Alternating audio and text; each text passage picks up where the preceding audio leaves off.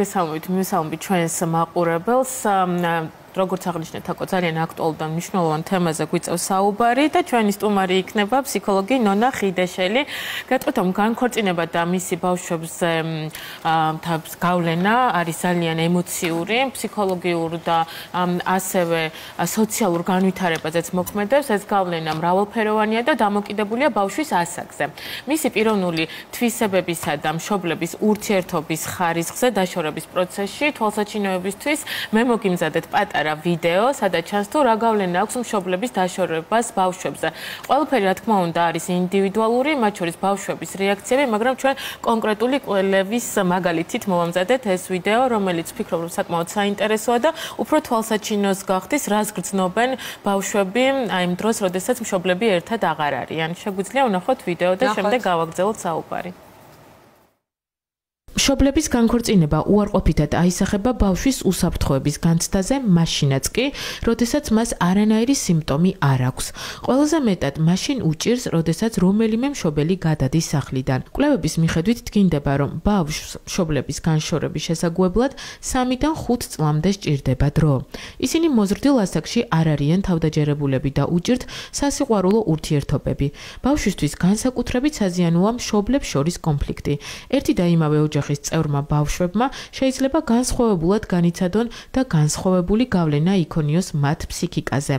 ჩვილებს აქვთ შემდეგი სიმპტომები: ძილი სირთულეები, ტირილს იწყებენ უმიზეზოდ და ასევე ხშირად ეწყებათ კვებისა და ნაწლავების ფუნქციის დარღვევა.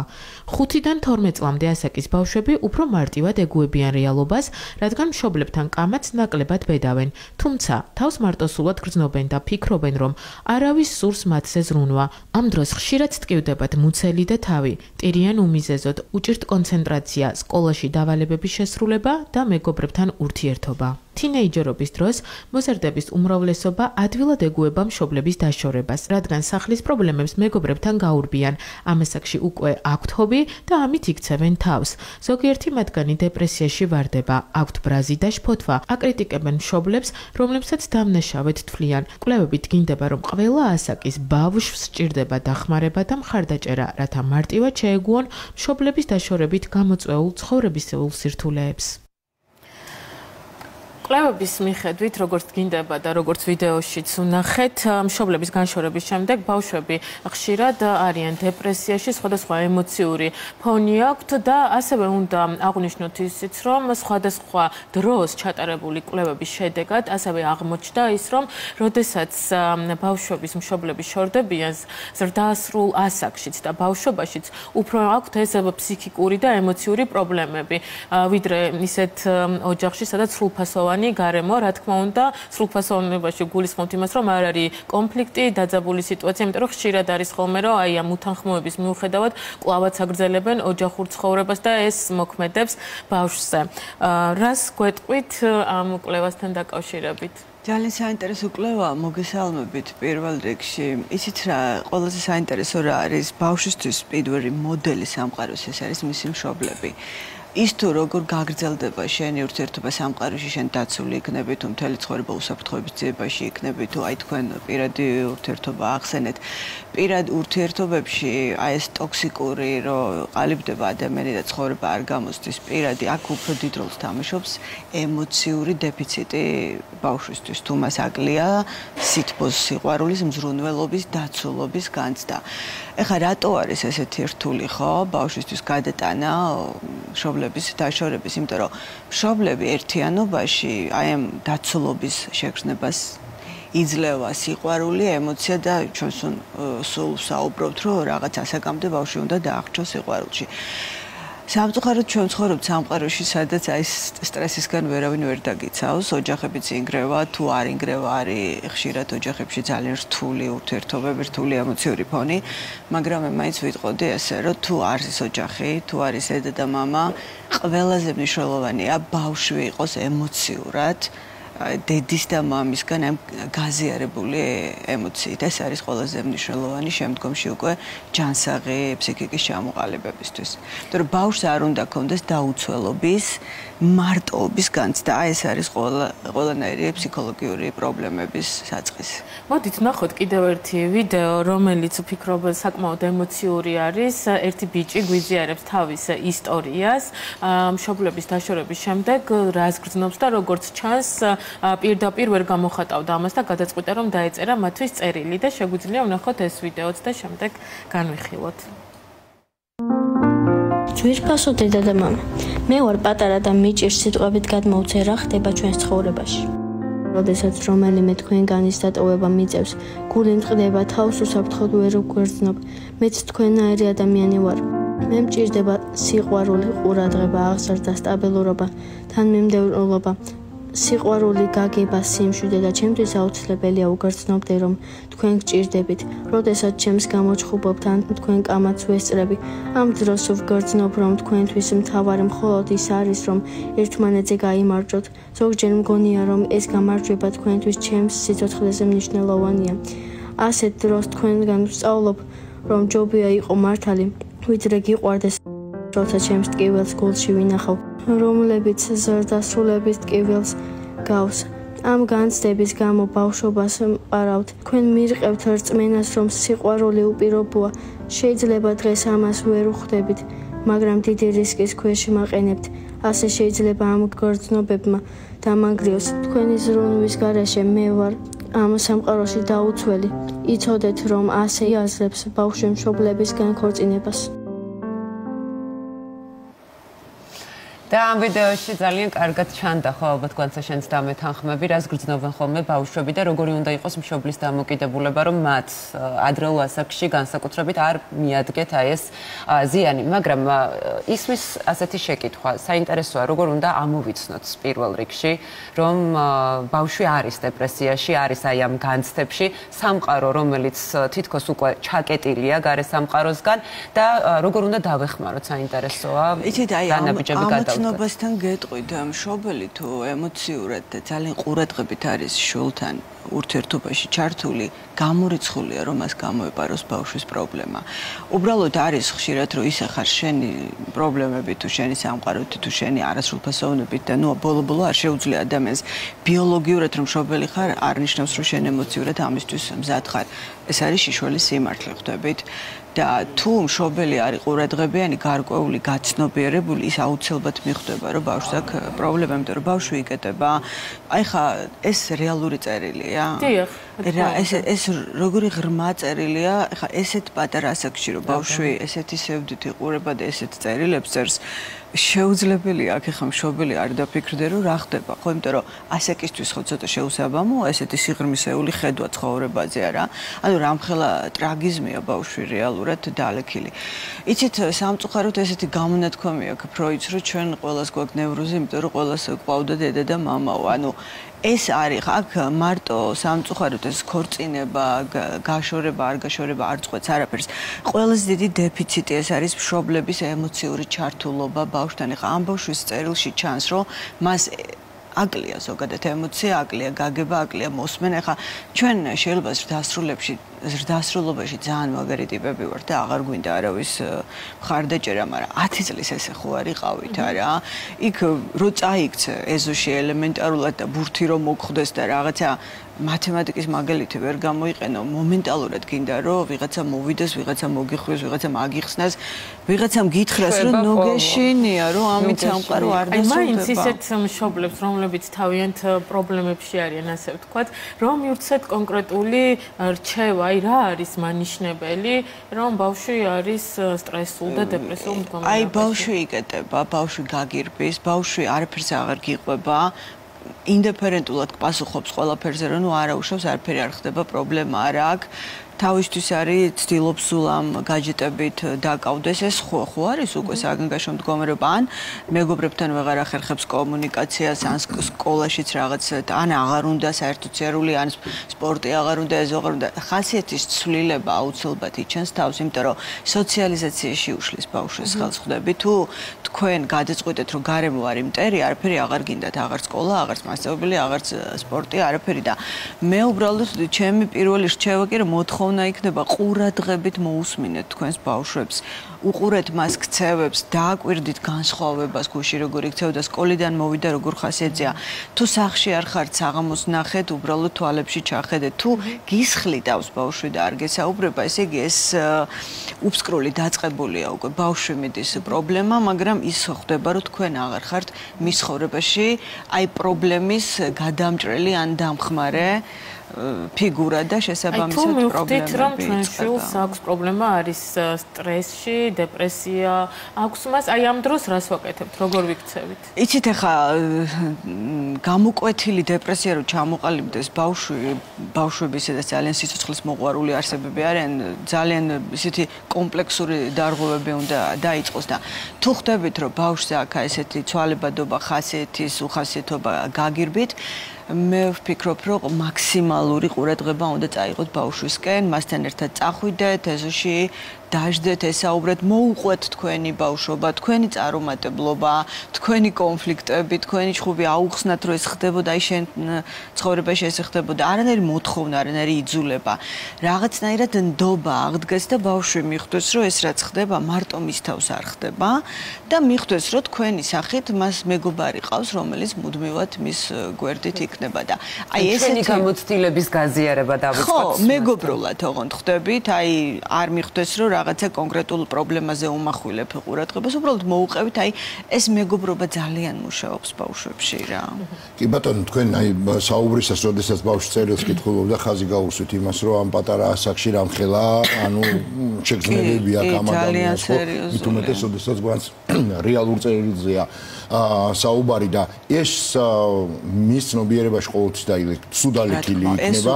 შეიძლება სხვადასხვა ასაკში, სხვადასხვა ცხოვრებისეულ სხვადასხვა ეტაპზე აბსოლუტურად სხვანაირად გამოხატოს, შეიძლება საერთოდ არ გამოხატოს, მაგრამ შინაგანად ეს თავისთავად ცხადია, რომ დარჩენილია. როდესაც ამ ასაკის ბავშვი მსგავსი შეგრძნები წერილს, ეს ნიშნავს, რომ ეს მუდმივად უნდა გაყვეს მათ.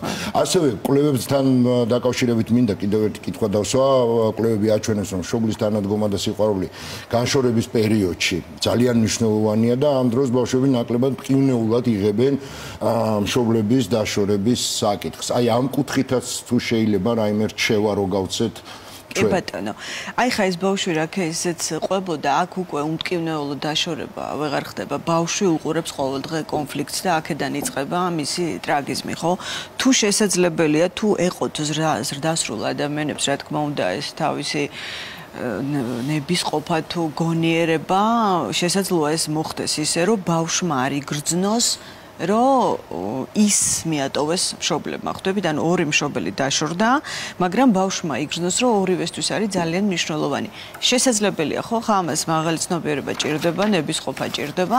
ეს არის ერთადერთი ვარიანტი, მაგის რომ ბავშვზე არ აისახოს, ანუ დედასთან ატაროს, მამასთან ატაროს, ბავშვის თანდასწრებით კომუნიკაცია იყოს ჯანსაღი, მასზე ორიენტირებული, მე უკვე მარტივად ბავშვი ხვდება, რომ მის ცხოვრებაში ბევრი არაფერი შეიძლება მშობლების კომუნიკაცია იყოს ჯანსაღი და ბევრი მშობელი იქცევა კიდეც გონივრულად მიუხედავად იმედგაცრუებისა ერთმანეთის მიმართ და აი ამ განშორების ძალიან მტკივნეული ეტაპისა, მაგრამ არიან ბავშვები, რომლებიც აი ამ მომენტს, აი ამ ფრაგმენტს მაინც განსაკუთრებულად სენსიტიურად განიცდიან ხოლმე. ხვდებით, მე იმიტომ ვთქვი თავიდან, ეს არის სამყარო, სადაც შენ დაცული არაფრისგან ახარ. თუ ძალიან სენსიტიურია ბავშვი, ის რა თქმა უნდა დაცული არაფრისგან არ არის. სენსიტიური ბავშვები ზრდასთან მიმართებაში ნელ-ნელა უნდა ვეცადოთ მშობლებმა, რომ აი ემოციებთან გამკლავება, ვასწავლოთ, ასევე უნდა ვესაუბროთ ბავშვით, ბავშვი არ უნდა დავტოვოთ ვარდისფერ სამყაროში, მას უნდა ვესაუბროთ, რომ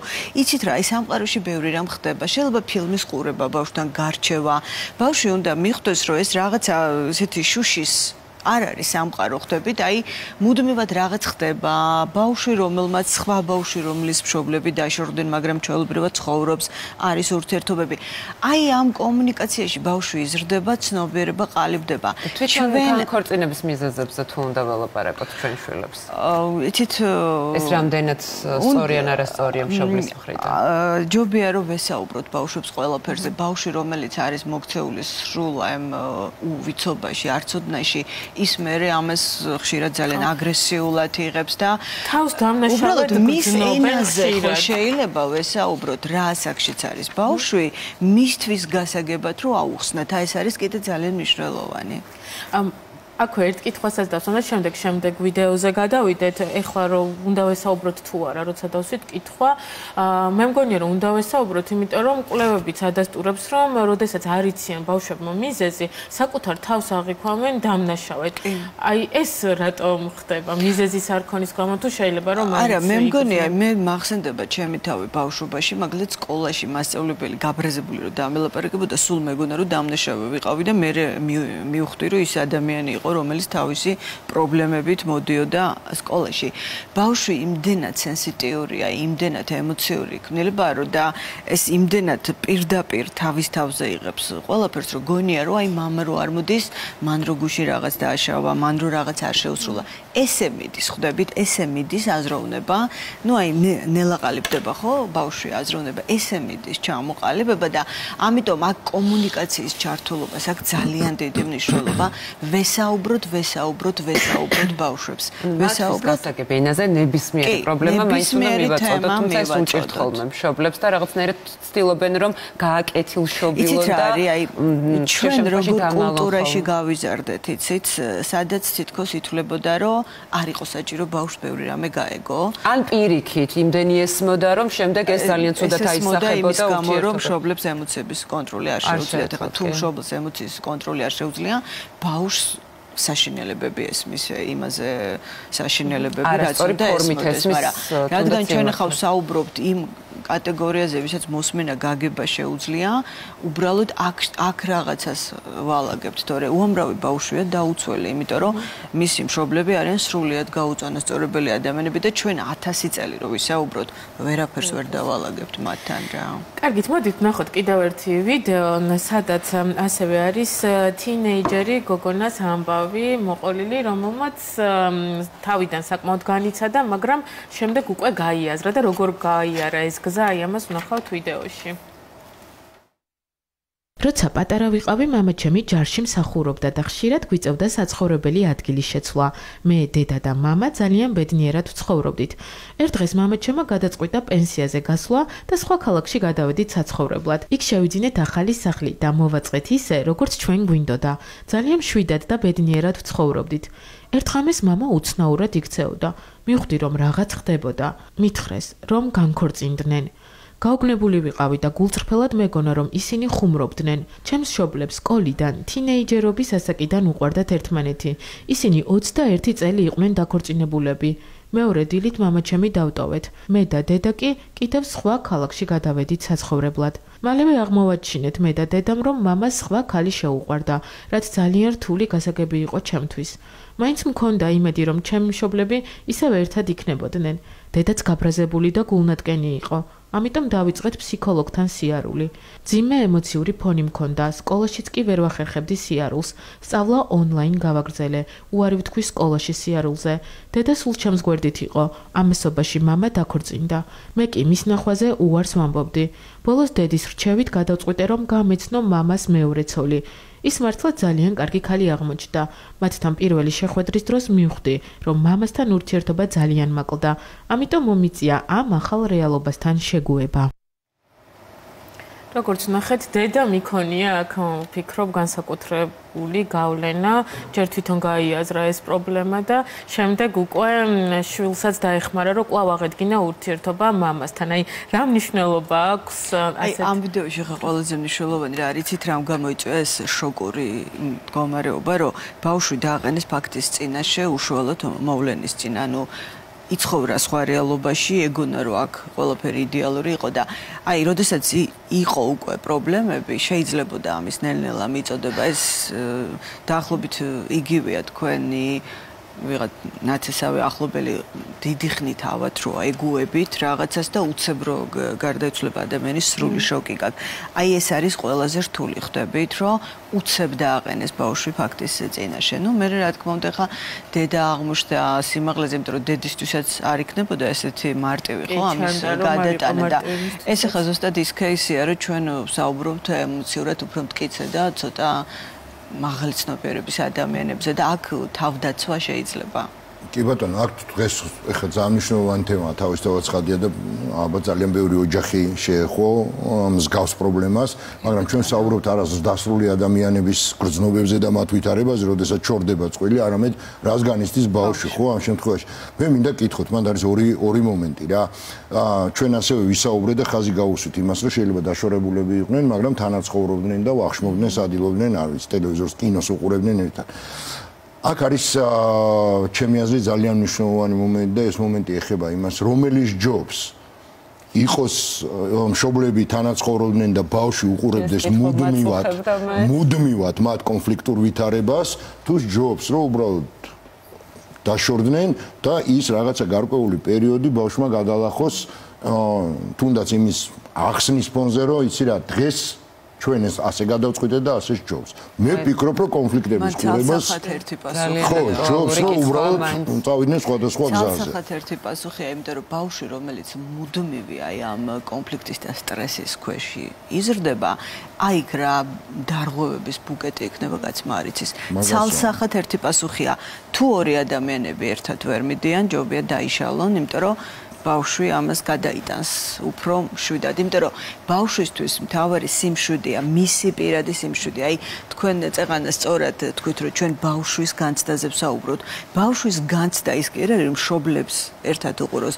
ბავშვის განცდა თავი იგრძნოს თვითონ მშვიდად და იცოდეს, რომ დედასაც და მამასაც ის უყვარს, ის სასურველია, ის მნიშვნელოვანია. შეგრძნება მთავარი. პასუხოთ მოკლედ, ხშირად ხდება ხოლმე ისე, რომ განქორწინების მიუხედავად იმისთვის, რომ ბავშვი არ დაისტრესოს, აი როგორც აღნიშნულა, ერთად ვახშმობენ, სათამაშოდ მიყავთ, სასეირნოდ გადიან. ეს რამდენად სწორია? ძალიან სწორია, იმიტომ რომ ბავშვს აქვს ერთიანობის განცდა.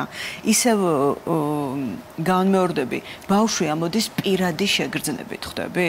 პირადი შეგრძნება არის, რომ ის სრულფასოვნად გრძნობს, რომ აი დედასთან და მამასთან წავიდე პარკში. თუმცა ხო არ შეიძლება გაუწდეს ასევე შეგრძნება, რომ იქნება რა კარგი იქნებოდა, რომ სულ ერთად ყოფნილიყვნენ დედა და მამა და შეიძლება გაუჩნდეს, მას 1000 რამე შეიძლება გაგიჩნდეს, მაგრამ ბევრი ამბობს მართლა.